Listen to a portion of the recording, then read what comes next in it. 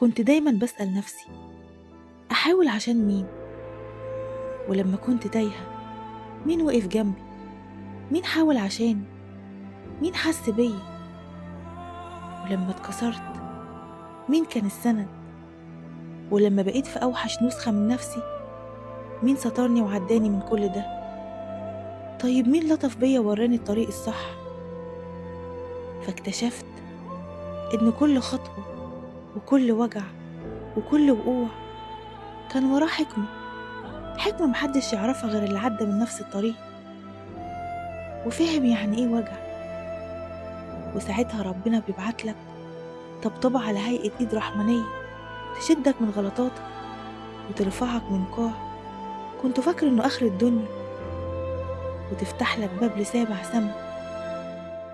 وفي الآخر عرفت إن مفيش حد وقف جنبي غير ربنا.